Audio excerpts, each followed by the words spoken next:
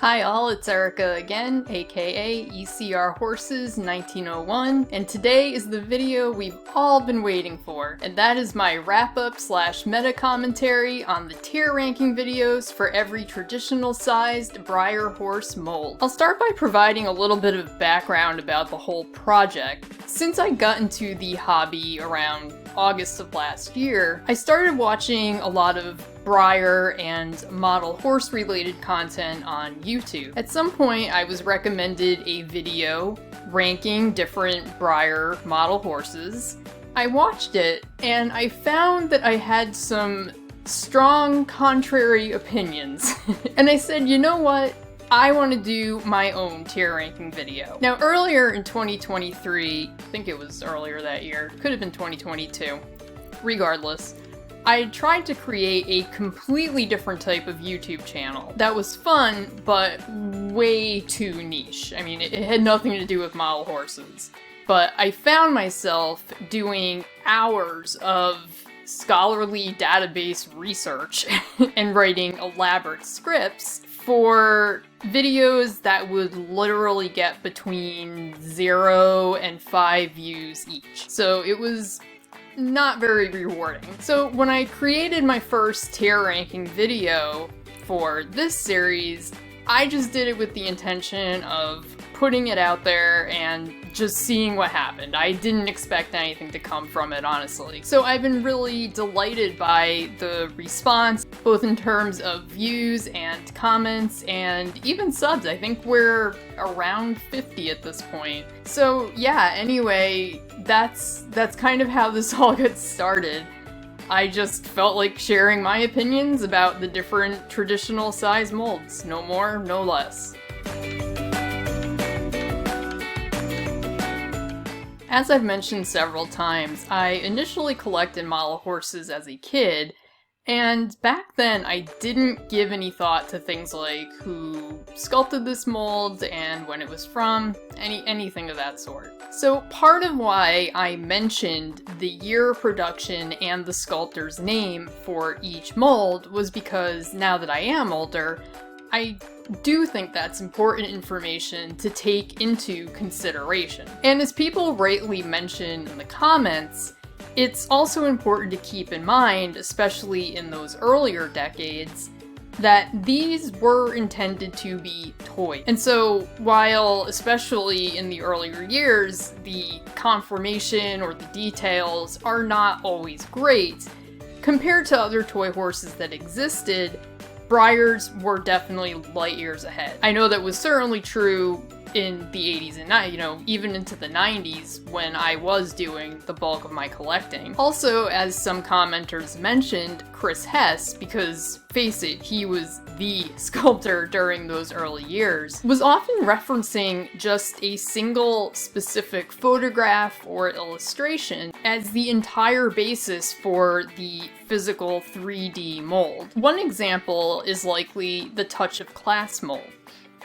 Now, this was a solid F tier for me, largely because of this neck, I'm not gonna lie. But check out this picture of the real-life horse, which may have been his primary reference, certainly one of his references. And by the way, this is just right at the bottom of the Touch of Class identifier Breyer page, so feel free to go and take your own look. But you can kind of see how this picture is reflected in the way this model has been created.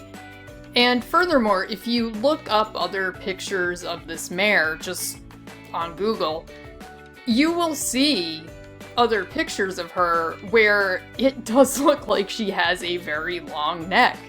So, all things considered, I'm sure that how she came out made total sense. I may at times have seemed rather harsh in my criticism of the older molds, and I'm not going to change those opinions. But it is important to keep everything in perspective, and I am thankful to everyone who provided me with information that I would otherwise not have known. On a similar vein, it's been cool to see how different molds of the same breed have changed over the years, often reflecting real-life changes within the breed for better or for worse. One of the most evident examples is with Arabians, starting with, for example, the Proud Arabian Stallion mold, and now we have the Show Stance Arabian Mare. That it's a mare and a stallion I think is incidental because these definitely highlight changes within the Arabian breed itself over the years. There is also Bulia, who was our original Akelteke mold, compared to the 2021 Akelteke mold. Finally, we can look at some different jumping horse molds, such as this one from 1965, and then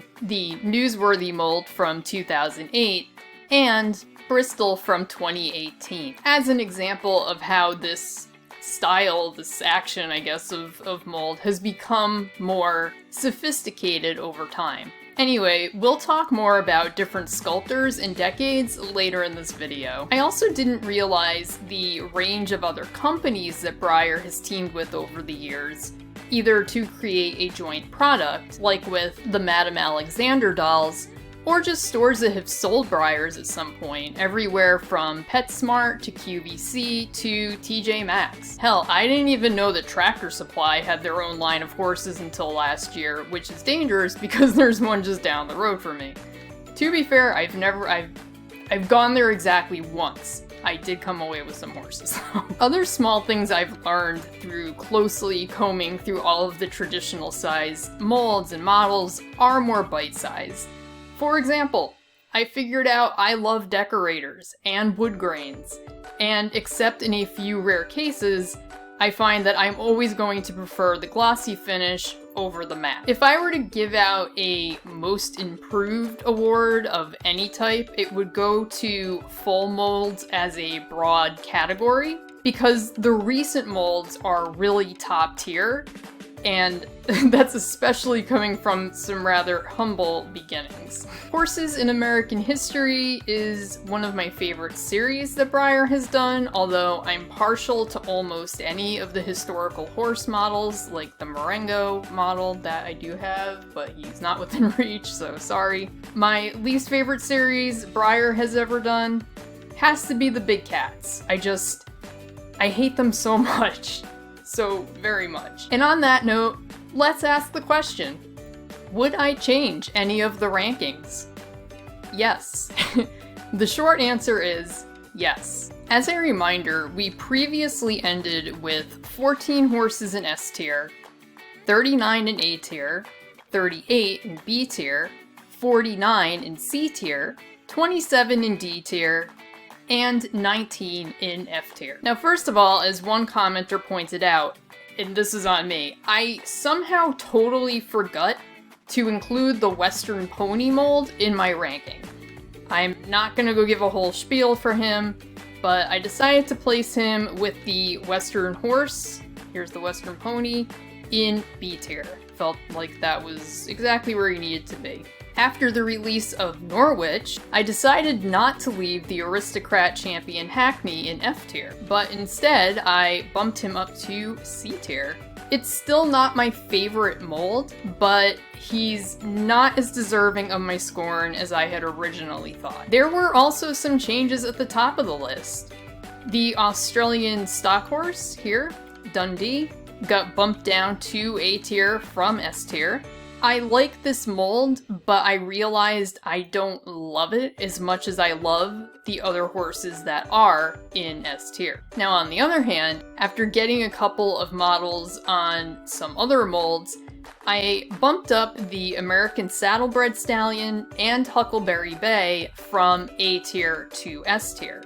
I also bumped up the Pasofino mold, aka Concione, because he's another one I got for Christmas, and I absolutely love the mold. He is perfect. He belongs in S tier. Likewise, we had a few move from A tier to B tier, namely Big Ben and Roxy.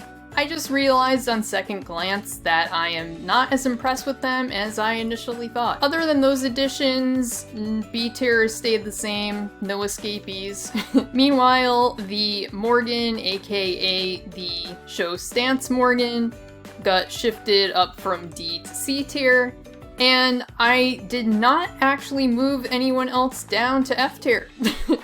I thought about it and there might have been a few under consideration, but ultimately I decided not to. So our final totals for each tier are 16 in S tier, 35 in A tier. If you are counting, remember that we included the Vanner Full, which did not have an icon. 39 in B tier. Again, there is one more than what appears here because same deal with the Vanner Mirror mold. 51 in C tier, 26 in D tier, and finally 18 in F tier. I was curious if the same sculptors would appear again and again for the molds I picked to be in S and A tier, and it was actually a good mix.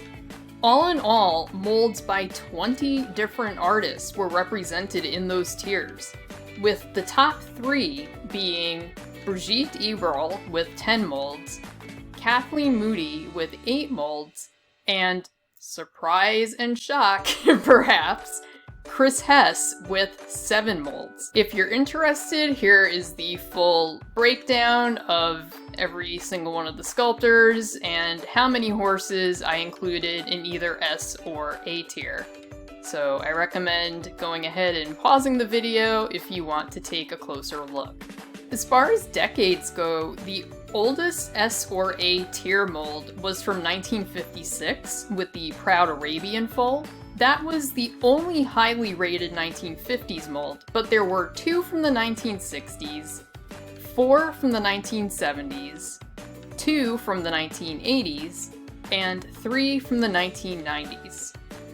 From 2000 to 2010, there were 14 molds represented, and in the 2010s, we had 16.